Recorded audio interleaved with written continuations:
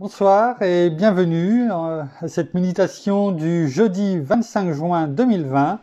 Et nous en sommes rendus aujourd'hui à la méditation numéro 97 dans le livre Les Psaumes des temps modernes de notre ami pasteur Jean-François Denis. Et sans plus tarder, parce qu'il y a pas mal de choses à voir ce soir, eh bien, nous allons prendre connaissance ensemble du titre déjà, premièrement, de ce poème, numéro 97. Le titre « Conserve la vision, garde les yeux fixés sur l'objectif de ta mission ». Souvent, la réalité vient fausser toutes les données que Dieu nous a lui-même communiquées. Lorsque nous avons, sur un sujet donné, pris le temps de le consulter en recherchant sa volonté.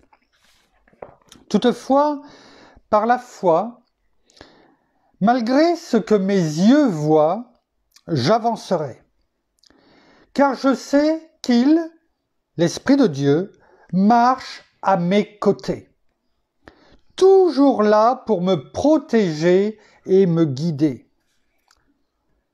Peu importe l'opposition que je rencontrerai, je continuerai d'avancer, car je sais dans mon cœur qu'il m'a réellement parlé. Que pour cette tâche, il m'a appelé et qu'il a surtout pris bien soin de m'équiper. Sa main est sur moi, elle m'environne et elle m'entoure. Je la sais toute autour de moi, prête à m'éviter de faire ce détour. Elle est bien présente pour me réconforter, m'environner, m'englober, mais surtout prête à me défier, me diriger et me pousser à continuer. Car mon enfant, me disait-il, cette situation permettra que ta foi soit toujours en expansion. Je sais, sans l'ombre d'un doute, qu'il est là à mes côtés. Je sais qu'il me voit et qu'il porte constamment son regard à m'observer. Voilà pourquoi je sais qu'il est fier de moi, car malgré toutes les circonstances de la vie, il me voit avancer malgré les défis dans tout ce qu'il a préparé pour moi par la foi. Je garderai toujours mes yeux fixés sur lui, tous les jours de ma vie.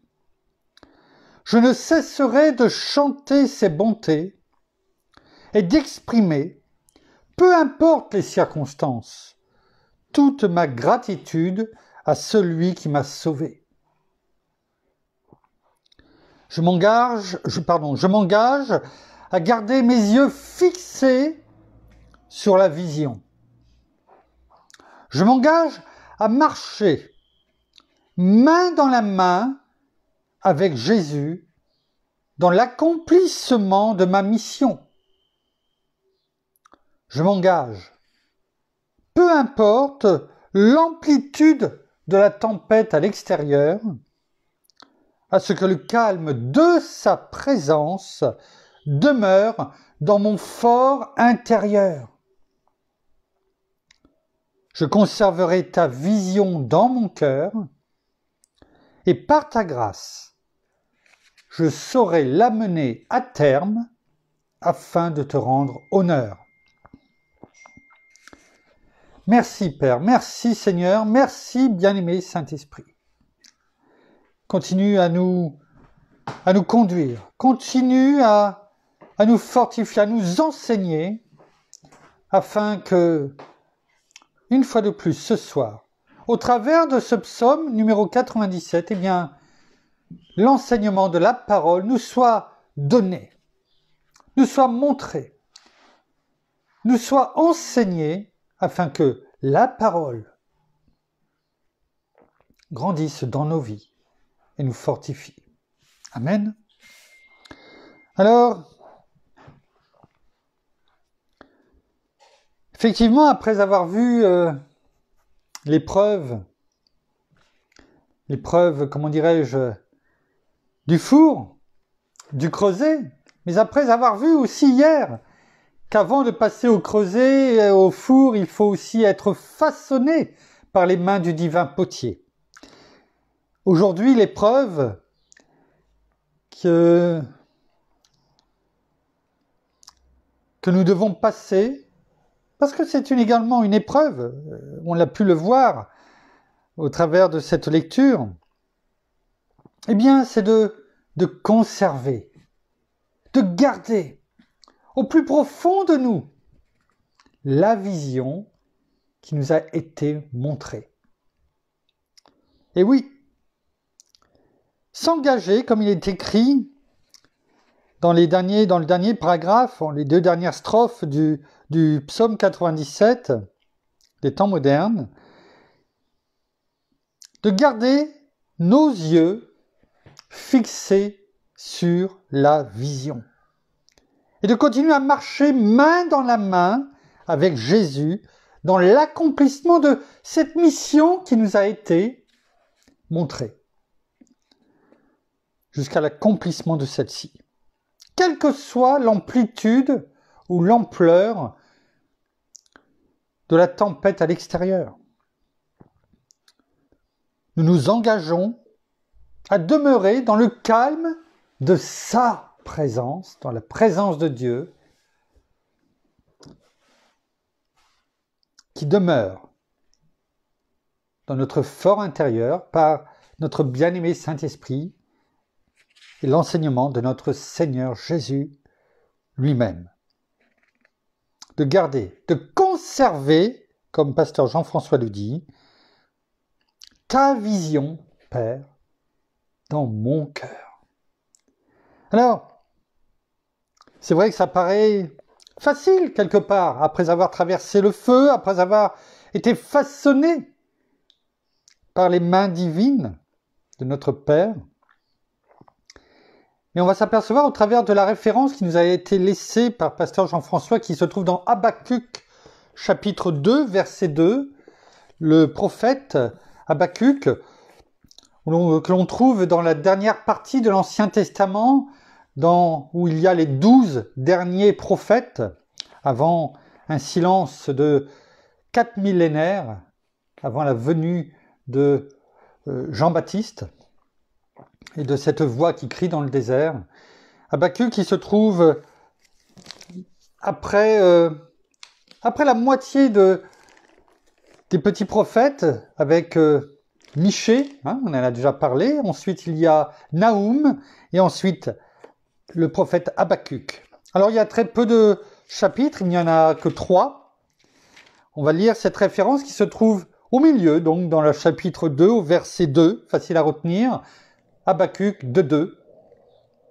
Il est écrit « L'Éternel me répondit en ces termes, écris une vision, grave-la sur les tablettes, sous-entendu pour nous de ton cœur, afin qu'on la lise couramment. » C'est-à-dire que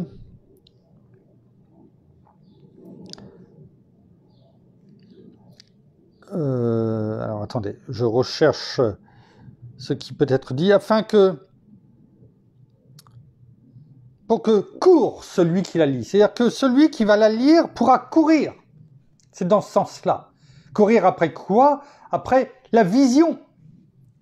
Alors là, bien sûr, l'Éternel, Dieu notre Père, parle à Habakkuk par rapport donc, bien sûr, à la vision du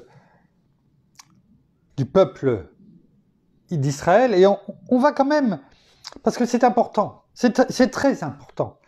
Il vaut mieux prendre un petit peu de temps aujourd'hui et de voir l'importance de cette vision. Parce que Dieu nous parle au travers de notre bien-aimé Saint-Esprit dans le nom de Jésus. Il nous révèle à chacun d'entre nous, à partir que si nous sommes enfants de Dieu. Il a, on l'a déjà dit, on l'a déjà médité, quelque chose pour nous, qui nous est réservé, selon sa volonté. On a une destinée. Et il nous révèle cette vision.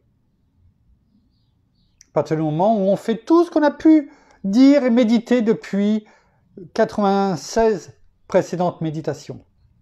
Petit à petit, un pas à la fois. Et il nous révèle à un moment donné ce pourquoi il nous a appelés. Il nous montre sa vision. Sa vision pour nous, la vision pour le royaume de Dieu, ce que nous sommes appelés à faire. Et bien entendu, lorsque celle-ci nous est révélée, la première chose que fait l'ennemi, c'est de tout de suite venir nous dire que ce n'est pas pour nous, c'est nous qui l'avons inventé, ça vient pas de Dieu. Et il met autour de nous, en tout cas, les personnes pour nous encourager à, en tout cas, non pas poursuivre, mais à arrêter, à effacer ça de notre tête. Ce n'est pas pour nous. Comme on a pu le voir encore, t'es pas fait pour ça. Ben non, t'es pas assez grand, t'es pas assez fort, t'es pas assez courageux, t'es pas assez intelligent, tu parles pas assez bien.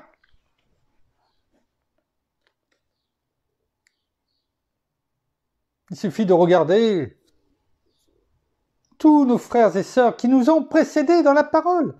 Qui ils étaient, comment ils étaient au début et ce qu'ils ont fait quand ils se sont laissés et qu'ils ont conduit, ils ont persévéré dans la vision qui leur avait été donnée.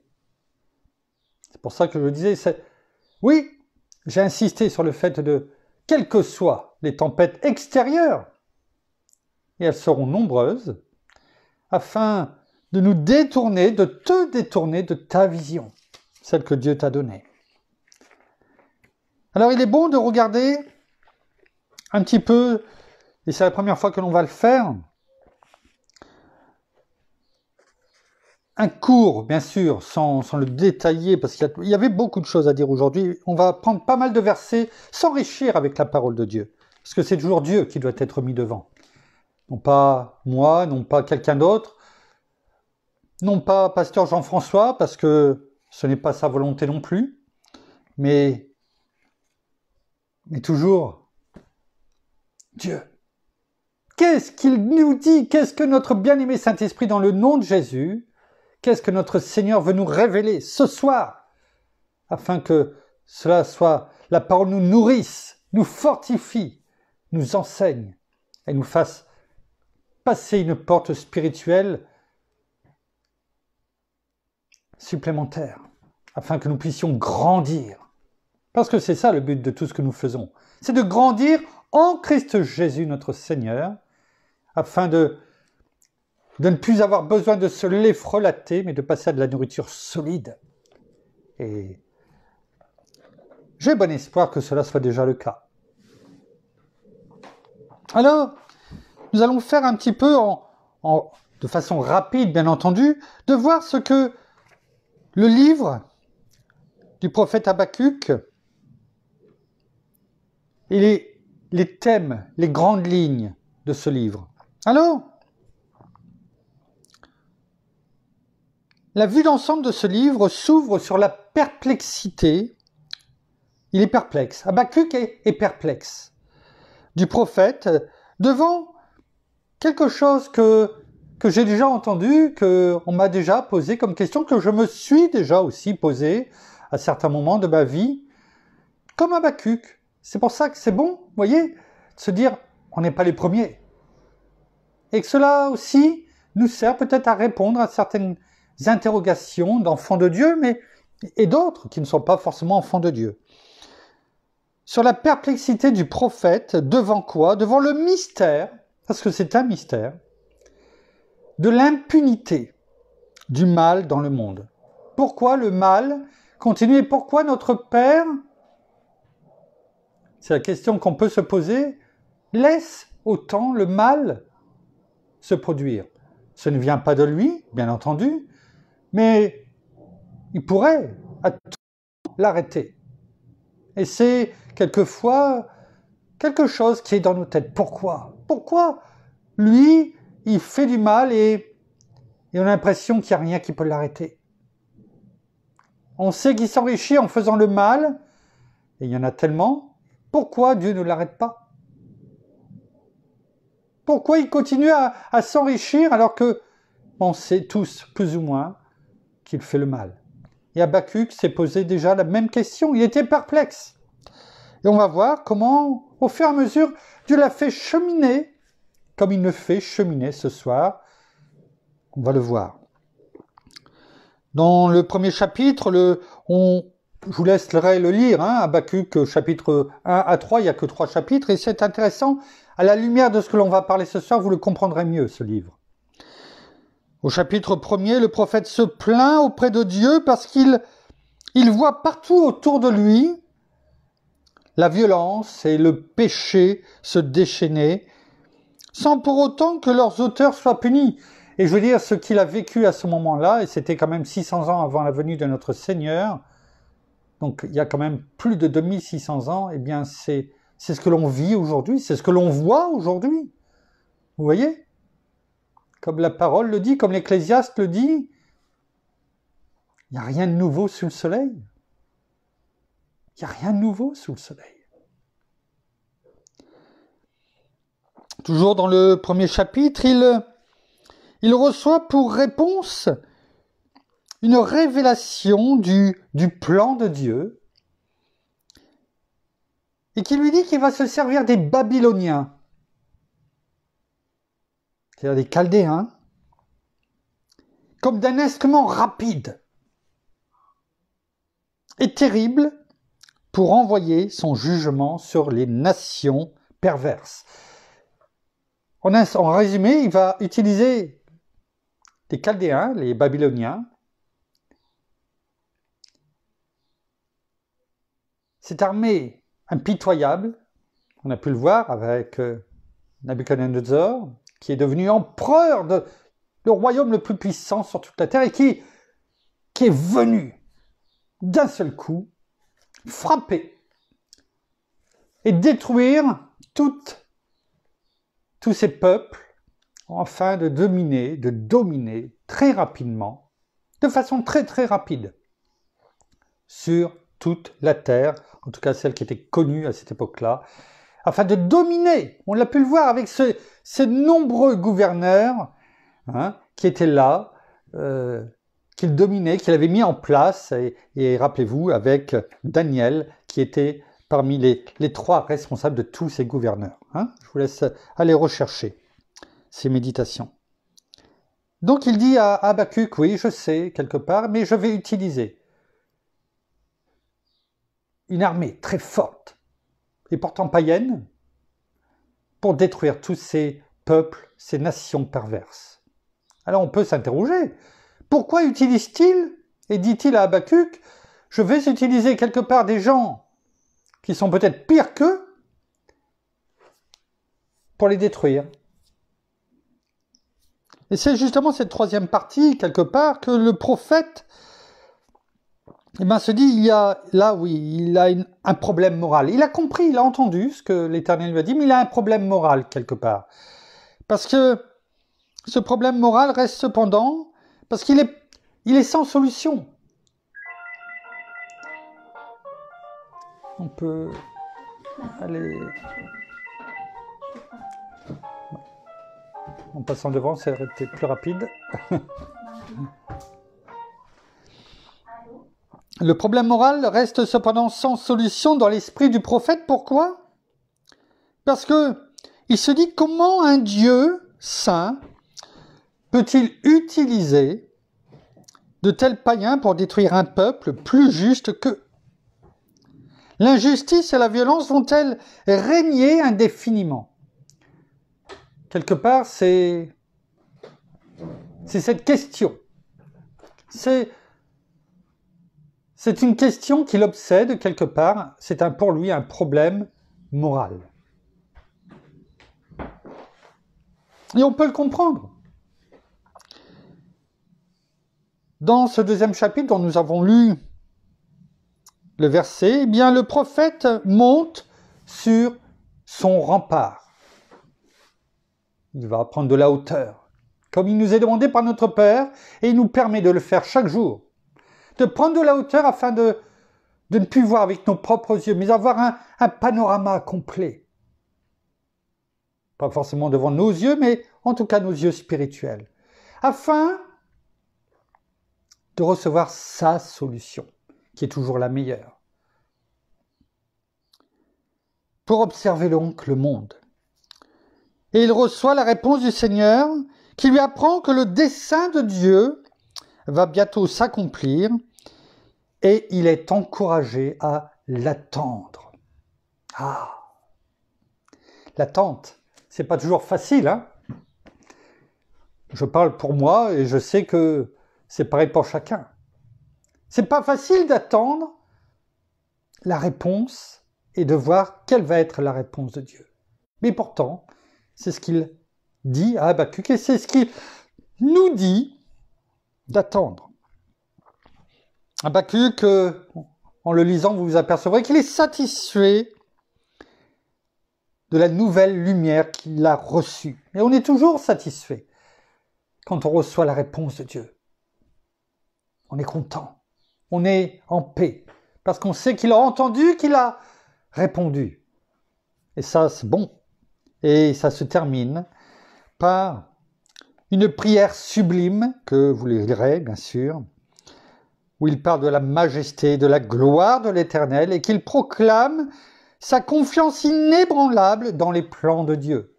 Vous voyez, ce cheminement, c'est bien souvent celui que l'on a au jour le jour, lorsqu'on ne comprend pas quelque chose, quand on a un problème.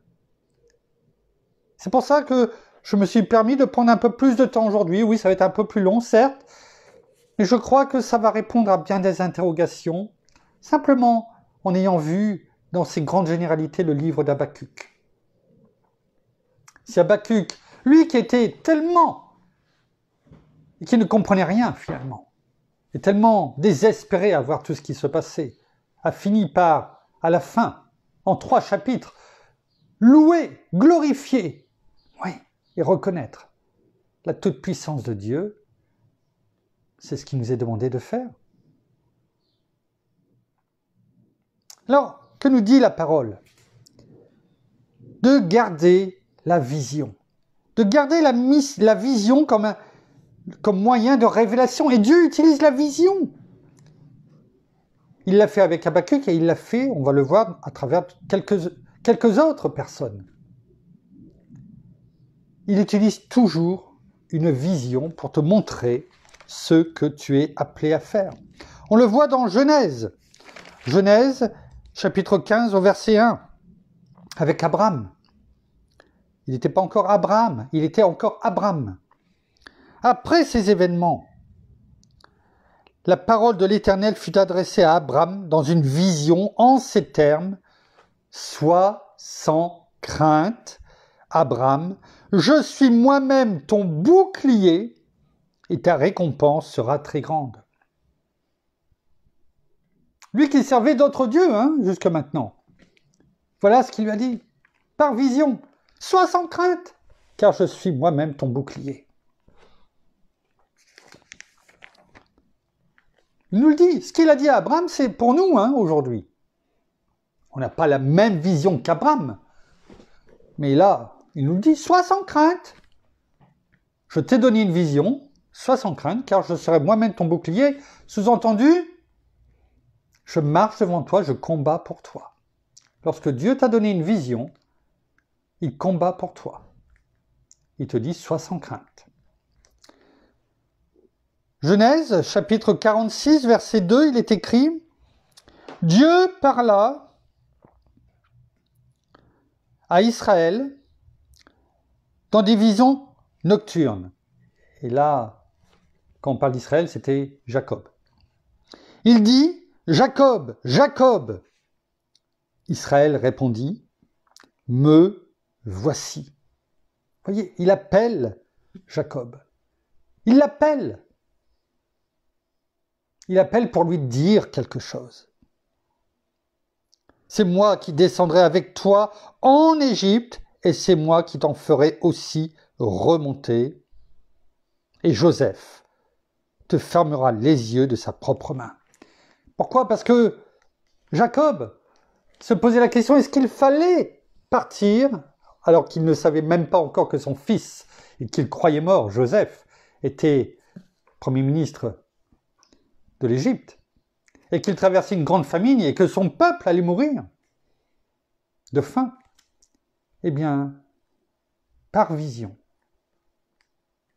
Dieu lui dit, va, c'est là, et t'en fais pas. Je te dis déjà ce qui va se passer. Je te le dis, Joseph te fermera les yeux de sa propre main. Quelle révélation! Alors qu'il croyait son fils mort. Voyez comment notre Père est bon? Comment il nous révèle ce que nous devons faire au fur et à mesure qu'on lui obéit et que l'on avance de notre destinée. Pour nous, mais aussi pour ceux qui nous entourent. Dans Ézéchiel,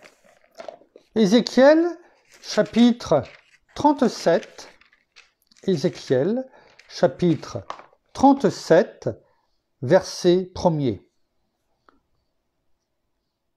La main de l'Éternel fut sur moi. Et l'Éternel, c'est Ézéchiel qui parle, inspiré par l'Esprit. La main de l'Éternel fut sur moi, et l'Éternel me fit sortir en esprit. C'est-à-dire que, par vision, mais il l'a transporté par esprit pour lui montrer. Alors, voilà, c'est ça une vision, hein, c'est pas un songe. Hein. Il l'a transporté en esprit à un autre endroit. Et me déposa dans le milieu de la vallée, celle-ci était remplie d'ossements. C'est le fameux passage avec les ossements, et à qui l'Éternel lui dit, prophétise sur ces ossements, dans cette vallée. Hein, je vous laisserai aller voir. Mais il lui a dit, et c'était déjà la vision, qu'il allait, alors que le peuple juif était éparpillé, allait être éparpillé partout, hein, après la chute, du temple de Jérusalem par les Romains, et que tous les Juifs allaient être dispersés à travers le monde. Et là, au travers de cette vision, c'était prophétique, il sonnait le rappel afin que, à un moment donné, Israël, la nation d'Israël, naisse en une journée, et que le peuple juif allait être rappelé de tous les coins du monde. C'est ça, cette prophétie, qui a été donc montrée bien longtemps avant. C'était dans les années 580-87 avant la venue de notre Seigneur Jésus-Christ. Hein? Ce qui s'est passé au milieu du XXe siècle, après Jésus-Christ. Vous voyez, donc bien longtemps avant, la vision avait été prophétisée, montrée à Ézéchiel pour que ça nous serve de leçon, qu'il est bon de garder la vision, notre vision qui nous a été donnée, ta vision, quelles que soient les tempêtes, quel que soit l'endroit où tu es. Dans le livre des Actes, chapitre 9, Actes, chapitre 9, verset 10, il est écrit « Or, alors là, vous le connaissez aussi, vous allez reconnaître, or, il y avait à Damas un disciple du nom d'Ananias. Le Seigneur lui dit, dans une vision, Ananias. Et vous le savez, parce qu'on l'a déjà vu, on l'a déjà médité, il répondit, me voici, Seigneur. Ananias était envoyé pour rendre la vue à un certain Saul de Tarse qui allait devenir l'apôtre Paul. Mais par vision, l'Éternel, Dieu, a parlé à Ananias, qui a tout de suite reconnu et qui a répondu tout de suite, me voici, Seigneur. Il faut il faut répondre. Quel est notre degré de rapidité à la réponse de Dieu? Faut-il que nous allions demander à droite, à gauche, que nous nous interrogions, que nous prenions une semaine ou, comme on voit aujourd'hui, quelquefois un an sabbatique, afin de méditer s'il faut répondre ou pas, ou est-ce que nous sommes comme Ananias? Lorsque Dieu appelle, il se lève tout de suite, il répond tout de suite. Là aussi, notre degré de rapidité et d'exécution à ce que Dieu nous demande de faire joue aussi dans notre destinée, dans notre fidélité. Hein, on l'a vu ça. La fidélité. Dans Acte 10, verset 3, et là c'est le centenier qui, avec toute sa famille, a été sauvé. Vers la 9e heure du jour, il vit clairement dans une vision, quelqu'un qui n'était pas encore enfant de Dieu. Il vit clairement, c'était au moment où il se demandait s'il fallait que, dans l'église de Jérusalem, s'il fallait que les païens, que l'évangile puisse être révélé aux païens, ou simplement aux juifs. Corneille était ce centenier était dans l'armée romaine. Et donc, la parole dit que vers la 9e heure du jour, il vit clairement dans une vision, clairement. C'est pas il vit clairement dans une vision un ange de Dieu qui entrait chez lui et lui disait « Corneille !» Il fixa les regards sur lui et saisi de crainte, il lui dit « Qu'y a-t-il, Seigneur ?» Et l'ange lui dit « Tes prières et tes aumônes sont montées en guise de souvenir devant Dieu. » On ne va pas rentrer dans le détail, mais recevez également ce qui est écrit. Recevez ce qui est écrit. Ce respect, cette réponse rapide. Pourquoi il y a eu ces réponses? Recevez, reçois la parole. Au verset 11, et là on parle de Pierre, qui est la suite de cette histoire. Il y a eu la première au centenier, à Corneille, où il a dit, l'ange, va, envoie des personnes à tel endroit, et qu'il demande l'apôtre Pierre. Et Pierre, lui, a reçu aussi de son côté la vision qu'il y a quelqu'un au travers d'une nappe pour lui montrer que, oui, même s'il n'était pas juif et enfant de Dieu, donc, eh bien, il fallait qu'il aille avec les personnes afin de réaliser ce qui avait été montré à Corneille. Donc, Pierre, lui aussi, a reçu de son côté la vision. Il est écrit, il vit le ciel ouvert et un objet semblable à une grande nappe attaché par les 4 coins qui descendait et s'abaissait vers la terre. Le but, c'est pas de méditer sur cela, on pourrait passer du temps, mais c'est de montrer que comment il y a aussi ce va-et-vient. Ce n'est pas parce qu'on reçoit une vision qu'on est les seuls à la recevoir, du moins on peut en recevoir une partie, comme Pierre, et Corneille en a reçu l'autre partie.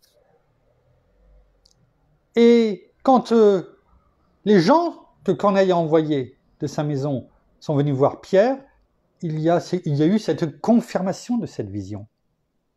Vous voyez ce que je veux dire? On peut en recevoir une partie qui nous est destinée, et d'autres, à un moment donné, rentrent dans nos vies alors qu'on ne les connaissait pas, pour justement réaliser la vision qui nous a été donnée par Dieu, et eux en ont reçu une partie, peut-être quelquefois bien longtemps avant. C'est pour cela qu'il est bon, quand il y a des choses peut-être qui nous sont proposées et que ce sont des personnes qui ont peut-être reçu bien longtemps avant une vision et que des liens se sont faits, connectés par l'esprit, pour que la volonté de chacun, enfin la vision de chacun se réalise, se communie ensemble, fusionne ensemble, afin d'arriver à faire ensemble cette, non pas nouvelle vision, mais cette vision ensemble dont nous n'avions peut-être qu'une partie du puzzle, afin qu'elle se réalise. Oui. C'est important de garder, comme le pasteur Jean-François nous l'a dit, cette vision. De s'y attacher fermement, ardemment. Ne la quitte pas. Quel que soit ce que d'autres peuvent te dire. Je sais, c'est un petit peu plus long aujourd'hui, mais c'est important. C'est important. Je crois que ce soir, il nous est, au travers de cela, demandé d'être attentifs afin que nous franchissions, et nous allons franchir aujourd'hui, grâce à cette méditation de cet enseignement de ce soir, une porte spirituelle. Et j'en suis persuadé que des murailles, des forteresses vont tomber ce soir. Des raisonnements que nous nous posions comme peut-être Habakkuk tombent au nom de Jésus ce soir. Dans Acte 16, au verset 9, il est écrit « Pendant la nuit, Paul eut une vision. Un Macédonien debout le suppliait en disant « Passe en Macédoine, viens à notre secours. » Voilà la vision qu'il a reçue. La vision qui lui a été donnée. Alors que Paul ne voulait pas partir en Macédoine, il voulait partir en Asie. Il voulait partir en Asie. Et peu avant, alors qu'il était dans son deuxième voyage, là, dans ce qu'on parle, il est dans son deuxième voyage missionnaire, et auparavant, il était avec Barnabas. Mais il y a eu des embrouilles, enfin bon. Il y avait un certain Jean-Marc, qui était de la famille de Barnabas, qui, à un moment donné, n'a pas voulu suivre Paul, et Paul a préféré s'en écarter. Il était plus jeune, ce Jean-Marc, et Barnabas a préféré quitter Paul et poursuivre vers un autre endroit avec Jean-Marc. Jean-Marc qui, à un moment donné, ne s'est plus appelé Jean-Marc, mais tout simplement Marc, quelques années plus tard. Oui, qui nous a donné l'évangile de Marc. Parce que ce qu'il n'avait pas compris à un moment donné, eh bien il l'a compris avec l'expérience. Avec la formation théologique, mais aussi sur le terrain. Et il fallait à ce moment-là, sûrement que Barnabas, qui avait été le pont avec Paul et les autres apôtres, sans Barnabas, il n'y aurait pas eu sûrement l'apôtre Paul comme il était, comme on le connaît là. Et parce que Dieu l'a envoyé. Parce qu'il a fait son temps avec Paul. Et là, Paul était, à ce moment-là, dans le verset que je viens de vous lire, il était avec Silas. Il l'appelait ainsi, c'est-à-dire l'apôtre Pierre. Et ils ont fait un bout de chemin ensemble à ce niveau-là. Et il voulait partir en Asie. Il voulait, et c'était le but, il devait partir en Asie. Mais ce soir-là, l'Esprit de Dieu lui a révélé dans cette vision eh bien que ce n'était pas là qu'il devait aller. Mais il devait partir en Europe. Et la porte était ouverte pour la Macédoine. Dans le livre des Actes, toujours chapitre 18, versets 9 et 10, il est écrit « Le Seigneur dit à Paul en vision pendant la nuit, et c'est notre Seigneur qui parle, « Sois sans crainte, mais parle, et ne te tais pas, car moi, je suis avec toi. Et personne ne mettra la main sur toi pour te faire du mal, parce que j'ai un peuple nombreux dans cette ville. » La vision qui lui dit, voilà ce que tu dois faire. Sois sans crainte, car tu dois parler. Tu ne dois pas te taire. Personne ne mettra la main sur toi et ne te fera du mal. Voilà ce que la vision aussi nous amène au travers de où nous sommes et de ce que nous devons faire dans les interrogations qui peuvent être les nôtres.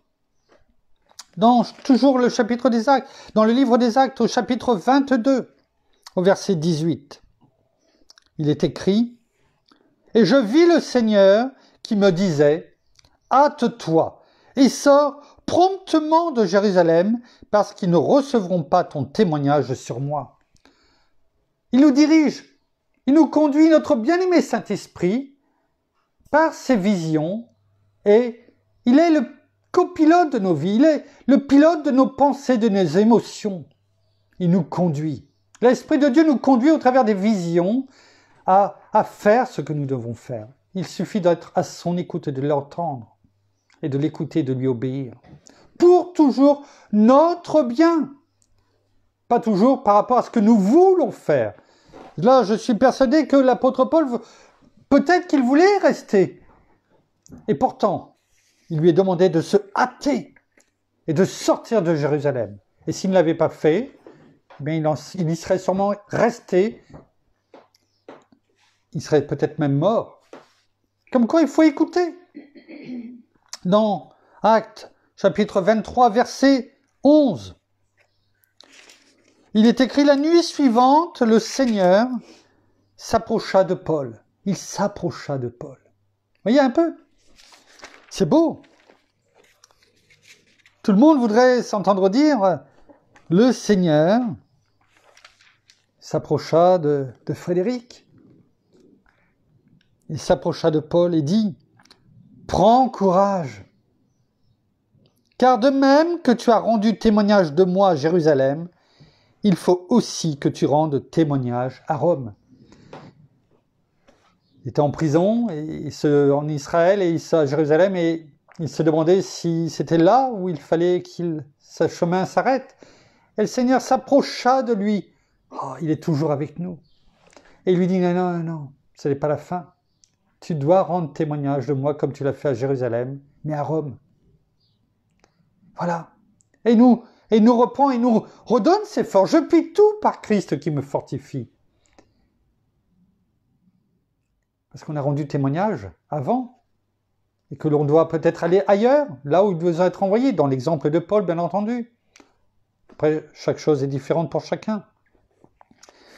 Dans 2 Corinthiens, chapitre 12, au verset 1, il est écrit « Il faut te glorifier », 3 petits points, et là, le message s'arrête, c'est ce que dit Paul. « Cela n'est pas bon. » Voilà la réflexion de ce qu'il avait commencé à dire.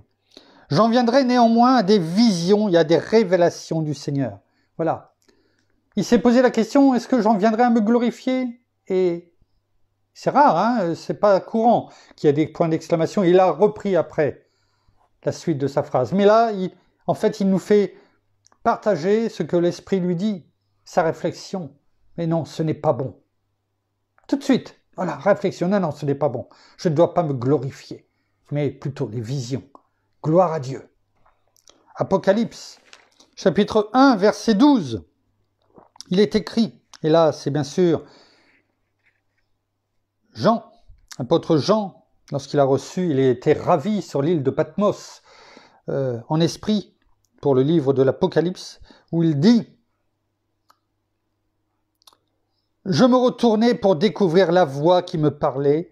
Après m'être retourné, je vis 7 chandeliers d'or, etc., etc., etc. » Le Seigneur était devant lui. Il se retournait parce qu'il avait entendu la voix. Il était en esprit ravi.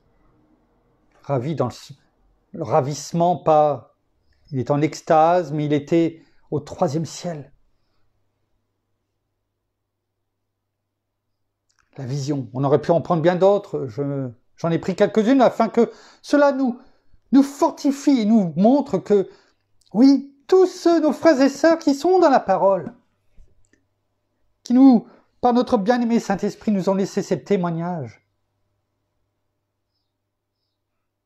ont reçu ces visions, alors que par moments ils ne savaient pas, ils étaient perdus, ils ne savaient pas, ils prenaient une direction qui était carrément opposée à ce qu'ils devaient faire et où ils devaient aller. L'Esprit de Dieu vient nous révéler, nous montrer, nous parler pour nous diriger, si nous sommes simplement à son écoute, afin de faire ce qu'il nous dit. Quelles que soient les épreuves, vous l'avez pu le voir, dans les prisons, dans les moments difficiles, où on peut vouloir nous attaquer, voire atteindre à notre vie. L'Esprit de Dieu se révèle par des visions et nous dit, à nous ou à d'autres, d'aller, comme on a pu le voir avec Ananias pour Paul, enfin Saul de Tarse encore à ce moment-là, afin que nos yeux s'ouvrent, physiques et spirituels, que nous voyons, comme Habakkuk, la vision de Dieu. Alors il est bon d'attendre. Dans la parole, il est dit, il est quelquefois bon d'attendre en silence. Alors, pour terminer, nous allons prendre 3-4 versets pour nous montrer que l'attente est bonne, et ce que dit la parole à ce sujet. On le voit dans le livre des psaumes, au chapitre 31, verset 25. L'attente, notre espoir en Dieu. C'est en lui qu'on met notre espoir. Chapitre 31, verset 25, il est écrit « Fortifiez-vous et que votre cœur s'affermisse. » La parole nous dit que nous devons nous fortifier et que c'est notre cœur qui doit s'affermir. Parce que de notre cœur viennent nos pensées. Et si notre cœur est affermi en Christ Seigneur, notre Seigneur, dans la parole de Dieu, eh bien nos pensées seront fermes. Vous tous qui vous attendez à l'Éternel, vous tous qui vous attendez à qui? À l'Éternel. Et oui, nous nous attendons à lui, à ce qu'il nous parle, à ce qu'il nous donne ses visions, afin de nous diriger. Dirige-nous, Père, comme tu l'as fait si souvent. Dans le psaume 33, verset 18, il est écrit « Voici que l'œil de l'Éternel, est sur ceux qui le craignent. » Cette crainte, on l'a déjà médité, respectueuse et révérencieuse, non pas celle qui nous envoie nous cacher dans le buisson ou sous le bureau ou sous la table. Non. Cette crainte respectueuse et révérencieuse parce que nous savons que l'œil de Dieu est sur nous, qu'il voit jusqu'aux plus profondeurs de nous,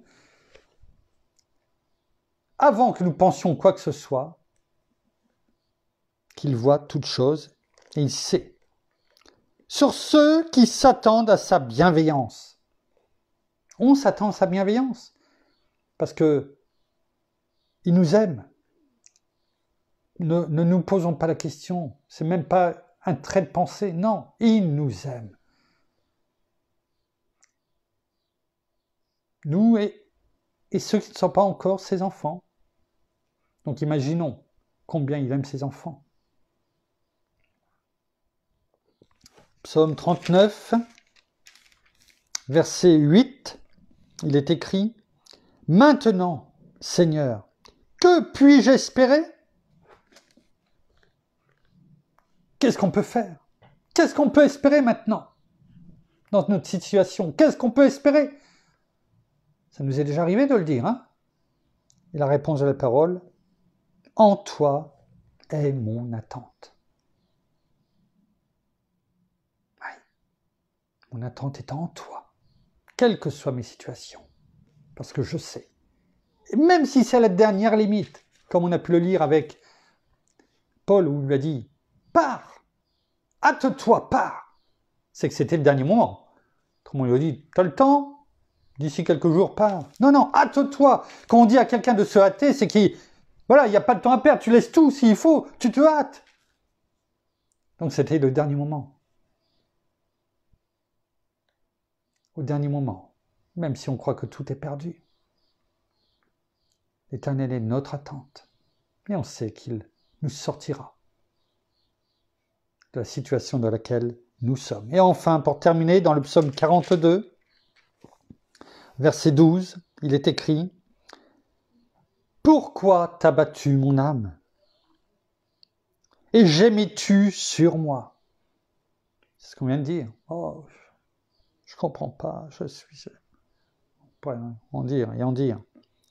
attends-toi à Dieu, car je le célébrerai encore. Même si ton âme et tes pensées t'amènent à t'apitoyer sur ton sort, sur toi, sur ta famille, sur tes amis. Non! Tu ne dois pas t'apitoyer sur eux. Et tu dois dire à ton âme, stop! À tes pensées, terminé, mensonge! Non. Je m'attends à Dieu, car je le célébrerai encore. Rentrons dans les louanges, comme Habakkuk, à la fin, comme nous l'avons dit au commencement de cette méditation, qui a terminé par des louanges, de gloire, d'honneur. La boucle est bouclée entre ce que nous avons dit au début et le maintenant. Attends-toi à Dieu, car je le célébrerai encore. Il est mon salut et mon Dieu. Vous voyez comme quoi toutes les choses sont bien faites. Nous avons commencé par Habakkuk, dans sa détresse, dans sa peut-être presque dépression, et comment il a fini par louer notre Dieu. Et nous finissons dans la parole également, qui nous dit « Arrête de t'apitoyer, mais loue, célèbre, glorifie ton Père, ton Dieu, ton Seigneur. » C'est ce qui lui rend gloire. Et ça, c'est un parfum de bonne odeur. Merci Père, merci Seigneur, merci bien-aimé Saint-Esprit. Mon épouse était aux commandes ce soir. Et nous terminons par la prière.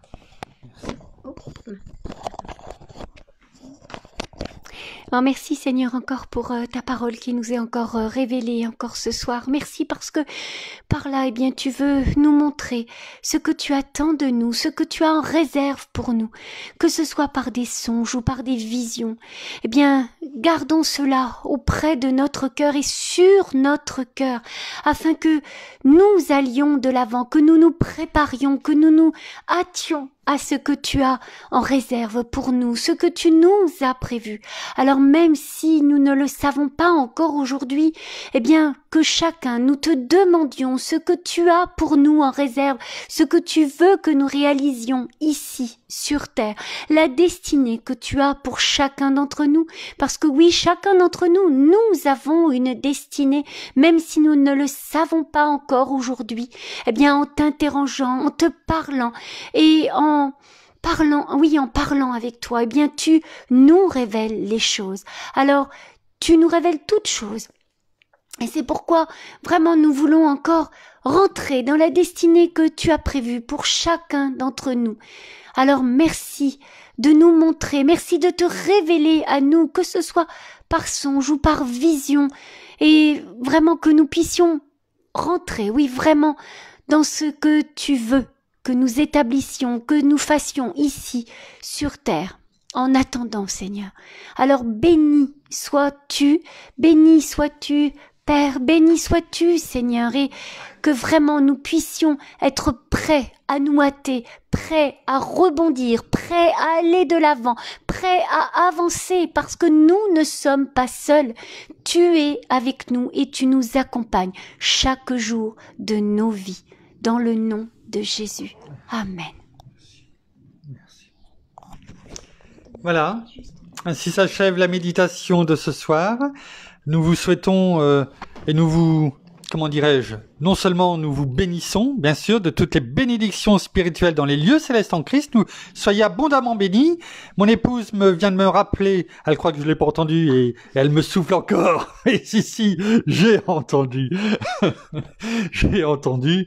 Donc, demain, effectivement, il y aura méditation, parce qu'il est hors de question que nous ne fassions pas de méditation. C'est ce qui nous a été donné, en tout cas pour le moment, de faire. Donc, nous persévérons, nous voulons nous nourrir, en tout cas, de ce que la parole nous révèle chaque jour par notre bien-aimé Saint-Esprit dans le nom de Jésus. Et donc demain, nous la ferons beaucoup plus tôt.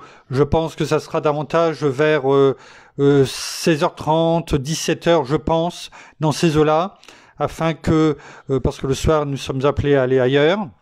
Et donc, Pour ceux qui pourront, eh bien, c'est formidable.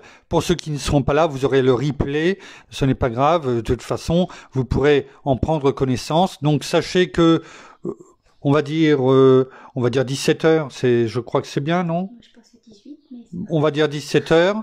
On va dire 17 heures. Donc, demain, 17 heures. On a tranché. Donc, demain, 17 heures. Ça sera la méditation. Donc, 2 heures plus tôt. En attendant, nous vous saluons, nous vous aimons abondamment, nous souhaitons, même si c'est une journée en retard, mais hier j'ai pas pu le faire en direct parce que je ne le savais pas encore, mais nous souhaitons aussi un très bon anniversaire de mariage à nos amis Pasteur Jean-François et Nancy qui fêtaient leurs 14 ans de mariage hier, les noces de plomb. Non pas le plomb comme nous pouvons le voir, mais je le vois moi comme cette alliance que l'Éternel faisait et que dans la parole, eh bien, lorsque il y avait l'alliance qui était faite, eh bien, c'était comme comment on appelle voilà, pour sceller. Alors, il y en avait, c'était avec de la cire, et là, c'était avec du plomb. Et je le vois, ce mariage qui est scellé avec du plomb, dans telle façon que rien ne pourra le détruire, parce que ce que Dieu a créé, eh bien, rien ne pourra le détruire. Voilà. Donc, voilà, ici, on s'arrête sur cela. Eh bien, soyez bénis. Bonjour à tous nos amis canadiens. Nous vous aimons et nous vous disons donc à demain, 17 heures. Passez une bonne soirée, une bonne nuit malgré cette chaleur. Mais nous prions et nous déclarons que vous trouverez quand même et nous trouverons le sommeil malgré cette chaleur. Soyez bénis abondamment. Au revoir.